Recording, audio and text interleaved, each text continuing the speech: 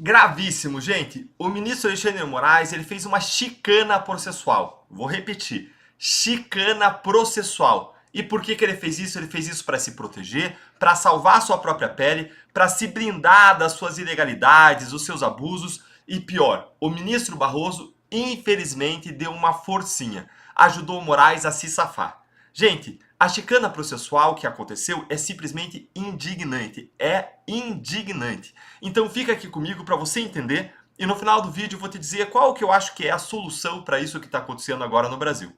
Bora lá, gente? O que foi que aconteceu? O que aconteceu foi o seguinte, o Moraes foi pego com a mão na botija tentando dar um jeitinho brasileiro em mais um dos seus inquéritos ilegais.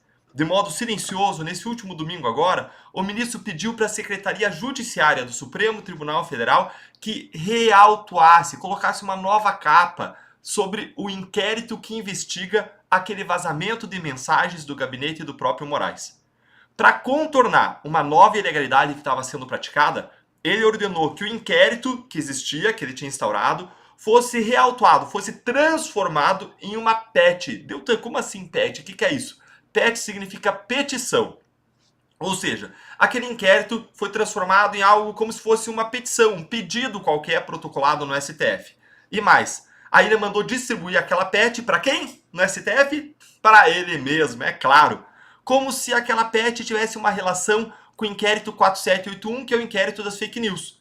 No mundo, na verdade, tudo aquilo de que o Alexandre de Moraes não gosta tem alguma relação com o inquérito das fake news, que é um instrumento que ele usa para sugar tudo para ele, para tudo ficar debaixo do seu poder, do seu controle, da sua autoridade e dos seus abusos. O inquérito que foi convertido em PET tinha sido aberto pela Polícia Federal a pedido do próprio Moraes, apesar de o objeto, o alvo do inquérito, o foco do inquérito seja investigar as mensagens vazadas que comprovam as ilegalidades e abusos em série cometidos por quem? Por ele mesmo, naquele escândalo que foi conhecido como Vaza-Toga. Ou seja, presta atenção no que está acontecendo.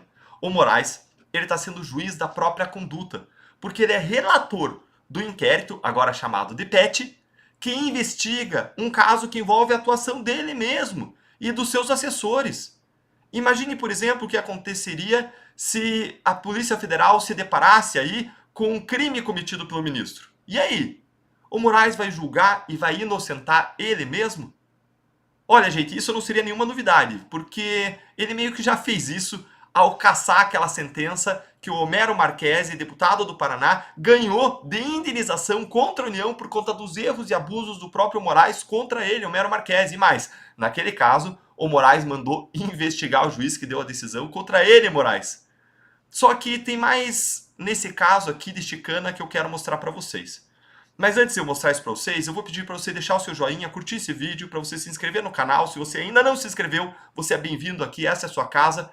E envie esse link do vídeo para os seus grupos do WhatsApp, para que a nossa voz, a indignação conjunta, chegue mais longe, para que os abusos sejam expostos. E se você quiser análises políticas semanais mais aprofundadas, eu quero convidar você para se tornar um membro aqui do canal. É um modo de apoiar o nosso trabalho.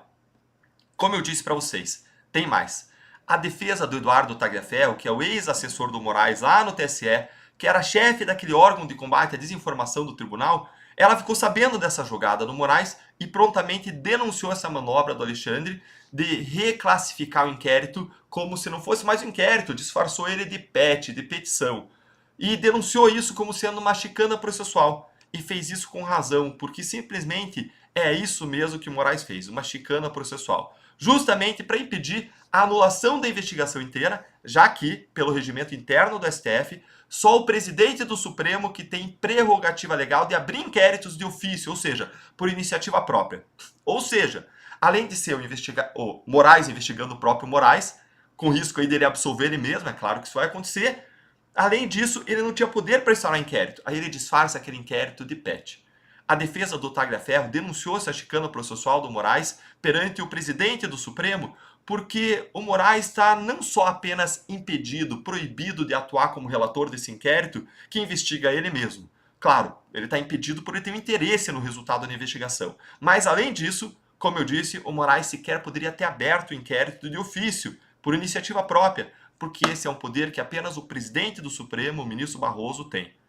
Para remendar, então, a irregularidade, que em qualquer outro lugar do mundo ia ensejar a anulação total desse caso. É absurdo o que está acontecendo, tem um conflito de interesses, é um juiz julgando um caso em que ele tem interesse, mas aí para remendar, o Moraes, como eu disse, deu um jeitinho, pediu para reautuar esse caso, de inquérito, de repente ele foi disfarçado, botou uma roupa nova, como se fosse uma pet. O problema é que o Moraes, além de promover essa chicana processual, também está apenas mascarando a verdadeira natureza do procedimento, já que as sucessivas PETs que são abertas por ele, em conexão, em ligação com seus inquéritos ilegais, para que tudo fique com ele, essas PETs eles são verdadeiros inquéritos criminais disfarçados. Na prática, gente, o que a gente observa é que o Moraes solicita nessas PETs diligências investigativas para a polícia, determina medidas cautelares como buscas e apreensões, quebras de sigilo, bloqueios de patrimônio, bloqueios de redes sociais e até ordens de prisão. Tudo isso nessas PETs, debaixo do seu poder, debaixo da sua autoridade, que ele suga para ele mesmo, tudo conexo, interligado com aqueles inquéritos sem fim do fim do mundo que o Moraes conduz.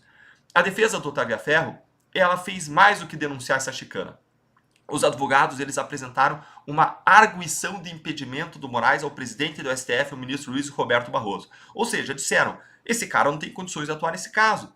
E eu sinceramente acreditava que o Barroso ia conceder o impedimento, ou pelo menos colocar no plenário do Supremo para votação esse impedimento, para frear esses abusos que estão sendo praticados. E aí, na noite dessa terça-feira, veio a notícia. O ministro Barroso negou o pedido para afastar o Moraes da investigação. Gente, isso aqui é muito absurdo. E fica mais absurdo ainda quando a gente lê a decisão do ministro Barroso. Fica aqui comigo para entender mais essa. Olha o que diz a decisão do Barroso, que simplesmente negou o pedido da defesa do Tagliaferro em um parágrafo. Acompanha aí comigo. Olha só o que diz. Ó. No presente caso, o pedido não deve ser acolhido. Isso porque não houve clara demonstração de qualquer das causas justificadoras do impedimento, previstas taxativamente na legislação de regência. Para além da deficiente instrução do pedido, que não vem instruído com qualquer elemento idôneo que comprove as alegações deduzidas, os fatos narrados na petição inicial não caracterizam minimamente as situações legais que impossibilitam o exercício da jurisdição pela autoridade arguida. Gente, o que é isso? O que é isso?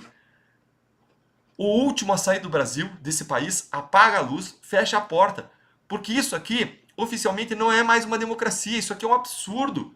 Como assim o ministro Barroso consegue dizer que a defesa não demonstrou claramente que o Moraes está impedido? Gente, o Moraes está julgando o caso em que, primeiro, ele no mínimo é vítima, porque ele foi vítima de um vazamento. E isso na melhor das hipóteses. E na pior das hipóteses, as mensagens revelam crimes dele mesmo. E ele pode impedir, dificultar a investigação como raios no mundo que ele não está impedido. Gente, esse é o caso mais claro de impedimento de um juiz que eu já vi na vida. É o juiz relatando um inquérito que diz respeito ao trabalho dele mesmo. Seja como vítima, seja como criminoso, algoz. Onde que ele pode se tornar um investigado. Onde ele pode se tornar réu caso surjam provas dos crimes. E eu acredito que já surgiram. Tanto que nós, do Novo, nós enviamos uma notícia-crime para a Procuradoria-Geral da República. E mais ainda, como é que o ministro Barroso diz que os fatos narrados na petição inicial não caracterizam minimamente as situações legais que impossibilitariam o exercício de jurisdição por Moraes? Meu Deus do céu, tenha misericórdia de nós. Os fatos gritam, eles pedem socorro. Gente, o próprio fato do ministro Barroso ter aniquilado esse pedido com apenas um parágrafo, sem enfrentar, percebam isso, sem enfrentar um argumento sequer da defesa do Tagliaferro, é a maior mostra de que eles não têm argumento, eles não têm justificativa alguma para as ilegalidades ou morais que vieram à tona. É como a minha cassação, não tinha o que falar, botaram qualquer coisa lá. Todo mundo criticou, todos os grandes jornais do país, juristas que não gostavam da Lava Jato. Quando não tem, eles inventam. Use a criatividade, como veio nas mensagens. Absolutamente nenhuma fundamento, nenhuma justificativa. Se tivesse, o ministro Barroso tinha enfrentado aqui.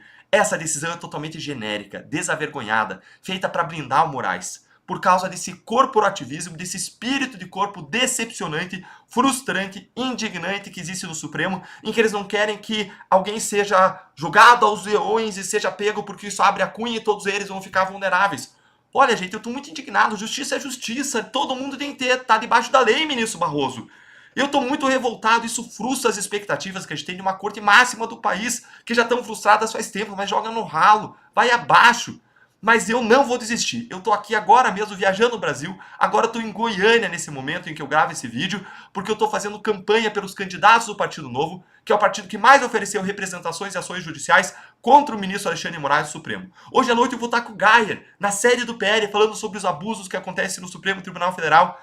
E mesmo com ele se brindando, nós não desistimos. Nós assinamos o pedido de impeachment, nós representamos, nós vamos para cima, porque a caminhada é longa, mas um dia a gente vai chegar ao nosso destino. E um passo essencial dessa caminhada agora é nós votarmos em candidatos que defendem aquilo que a gente acredita. Os do Novo eu garanto. Os outros você tem que selecionar um, mas o Novo ele tem um conjunto de princípios, valores comuns a todos os candidatos. Que é esse partido que não tem medo dos donos do poder e que enfrenta de cabeça erguida os abusos do Supremo. É só olhar o Marcel Van Hatten, o que ele está fazendo na Câmara. É só olhar o Eduardo Girão no Senado. Nós precisamos de mais gente contra eles.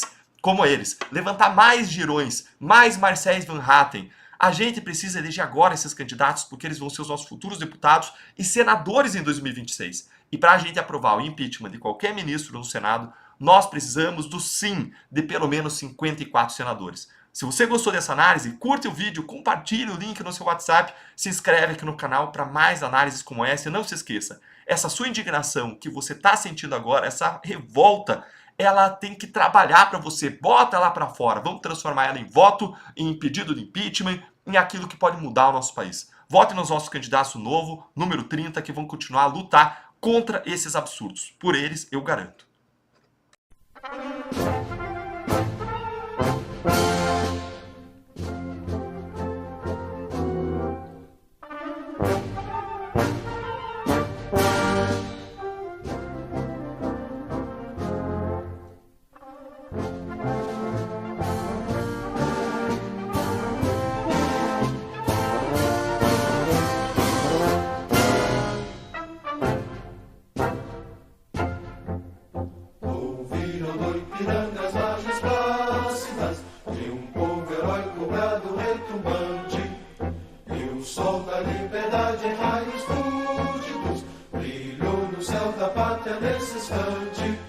Se o penhor dessa igualdade conseguimos conquistar com braço forte, em teu seio, ó liberdade, desafia o nosso peito à própria morte.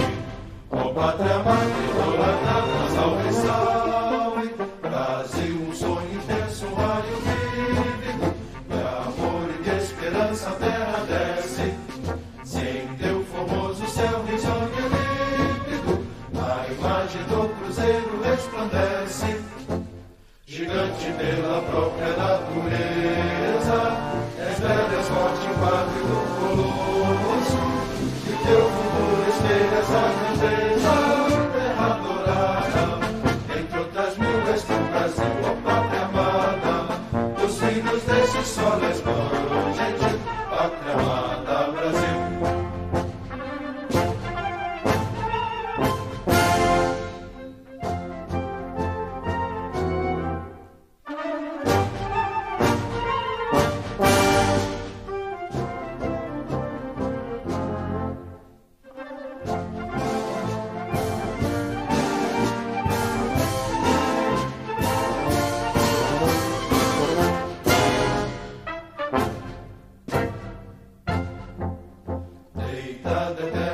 Imenso esplêndido, ao som do mar e à luz do céu profundo, fulguras do Brasil, florão da América, iluminado ao sol do novo mundo, do que a terra mais garrida, teus risonhos lindos campos têm mais flores, nossos bosques têm mais vida, nossa vida no teu seio mais amores. Ó pátria amada, idolatrada, salve, salve, Brasil de amor eterno seja símbolo, o lábaro que ostentas estrelado, dedica o verde louro desta flâmula, mas no futuro e glória no passado, mas serves da justiça clava forte, verás que o filho teu não foge à luta, nem teme quem te adora a própria a morte.